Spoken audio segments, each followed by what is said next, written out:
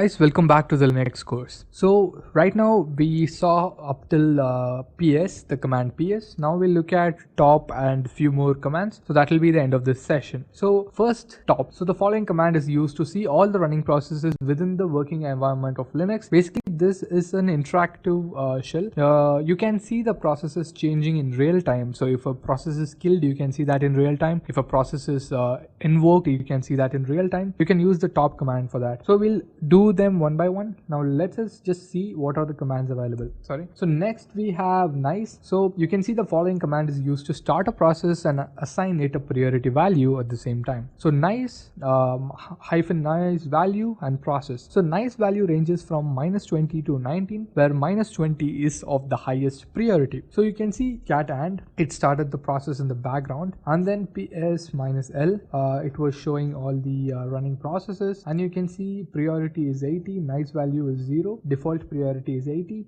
and the command is cat. So you can see all the priority values over here, and you can see cat is stopped over here. Coming down, you can see nice -19 cat. And so basically what this will do, as we told you, -20 is the highest priority, so -19 obviously will be the highest priority right now. So you can see the priority has changed from 80. So here you can see the priority has changed from 80 to 99. Nice value is 19, priority is reduced to 99, and this is again cat, and nice 19 cat, it stopped again. So, and again one more is nice hyphen -19 command. So nice hyphen 19 cat, and so again it started the cat, it started running cat. Nice value is -19, and priority is increased to 61. So that you can see over here. So this is what -19 does. So if you just provide hyphen 19 or hyphen any value, it does not consider it as so it does not consider it as a -20 value. It basically considered it as a positive value. We'll have to provide two hyphens, only then it will consider it as a minus value, which means it increases the priority of that. So this is 99 and this is 61 basically, which means this has increased the priority. So now one more command is renice. You can see the following command is used to change the priority of a process. So while that particular process is running, you can change the priority of that particular process. So renice, again the same hyphen nice value, then process ID. So let's say a process is started with a nice value of -10. Nice -10 cat and. So nice -10 cat and. So that's what they're doing here. Nice -10 cat and. So this is the process. Priority is at 70. Ni is -10. Coming down now, using renice, -3 and the process ID, basically they changed the value automatically. So you can see it got changed. Old priority was -10, new priority is -3, so 77 -3, and that's what they are telling here. So but what do you mean by priority? Why do you need priority? So let's say if a process is having the highest priority, CPU will provide the maximum time for that process to complete. But if you provided that particular process the lowest priority of 19, then that process will not be given the same priority as a process which has -20 or some value nearby that. So that is why you need priority. So now, and then one more command is df. This command basically lists the block devices available and their disk space. So you can see these are the file systems. So now let us start off with the first command and look at all these commands, and let us finish off with this particular module. So let me open my done. I've opened it. So let's start off with the first command, which is top. So as you can see, top command is running, and you can see the values are being changed. Top, gnome shell, gnome terminal. So let me open another window and let me run ping intelipad.com. So I'm pinging right now. So there should be a new process created called ping. So I think it just went and it went back. Right now it's showing the top processes over here. So where is that? So let me stop this and run once again. I think you would see the changes going on here. Okay, let's stop this. Now let me become the super user and run a command in the background. So let me run cat and. So cat is running in the background. So right now it should show a cat command if it has enough CPU memory. So you can see here PID priority is 20 -51, then ni, these processes have the highest priority because they are -20, and then what else? You can see the time which these processes are running, and you can see the memory which this particular processors are taking.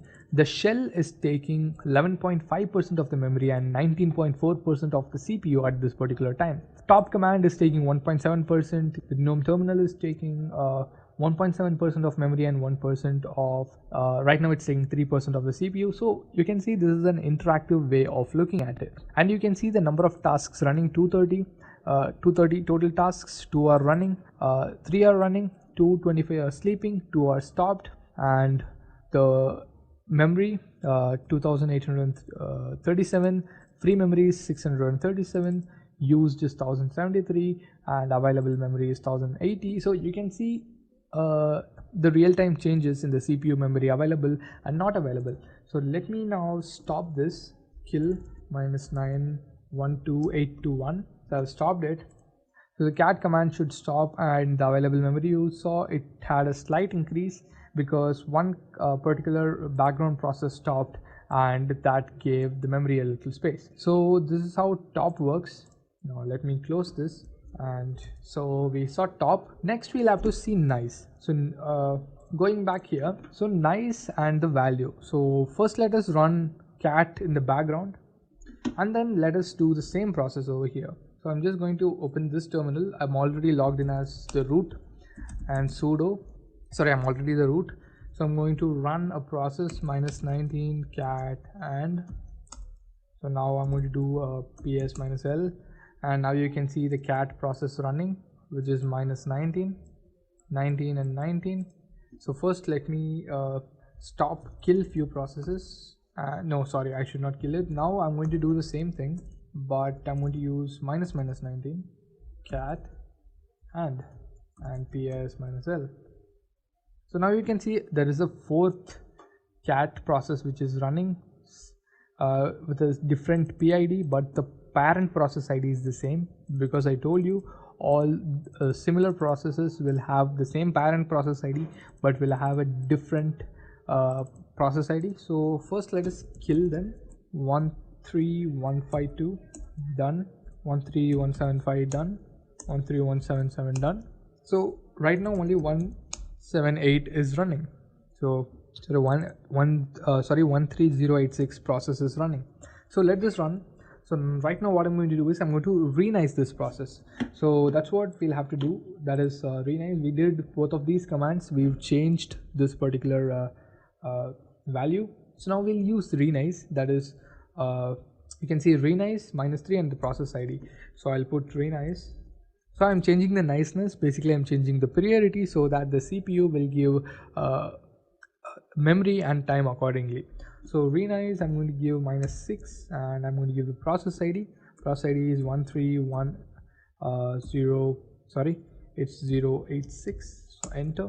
So now it's showing old priority is 19 and new priority is -6. If you do a PSL again, you can see now the process ID has changed and the priority has increased to 74. So this is how you use renice. And then finally there is a df command. So let me clear this and hit df. So now you can see there's a /dev which is mounted. It is completely available because no other dev device is attached. Then there is /run, then there is /boot. So boot is the directory which is used for booting the system to basically to start the system. Without the boot directory you cannot start the system. And there is run user 42 and 1000. So 1000 is the user ID of IntelliPad user. So that's what. And there is a fourth one for the guest editions. So the guest editions is running and the use is 100%. This particular directory is used 100% because it's running all the time. So this is how you can view the mounted devices, the device files, as well as the storage which is used by them and the storage which is available. And you can see the mounted location also. So this is root. So you can see in the root, so this is the root, and you can see it's mounted to the root folder, and 11% of this particular root folder's space is used. And you can see the available storage and the used storage. So this is how you can view it. So now we've viewed all kinds of processes. Going back, so we've completed this module, guys. So thank you. Meet you in the next module. So let me just recap the last part. We saw the ps command, we saw the ps aux command which lists every single process, but top is the same kind of a process, but top will show that interactively. Ps aux will show just the processes which have already which are running when that particular command is typed in. Once that command is typed in and you've got the result, after that if there is a new process, it will not show, but the top command will show that. So top is an interactive running to show the running processes. It's an interactive command, but ps is not. And then nice and renice are commands for changing the priority your processes. So it will decide how much priority should the CPU should give to this particular process. So according to the nice value and the renice values, so renice is to change the nice values. So the highest priority is -20, the lowest is 19. So accordingly, it will prioritize the processes and run them accordingly. It will give the maximum memory and time to the processes which have the highest priority to complete them first. So that's why you can renice your processes if they do not have high priority or if they have high priority. And then we also saw this command, which is kill. We use the kill command by using -9 and the process ID. We can stop that particular process completely. And using and at the end, you can basically run a process in the background. So that we saw, and it only works if you are logged in as not logged in, if you are as a super user. Only then you can run the background process, otherwise you cannot do that. It'll automatically stop itself. And then you can also use Control-C, which is basically an interrupt, keyboard interrupt, that will also stop it. And then yeah, so this is what we saw in this particular module. So meet you in the next module. Thank you.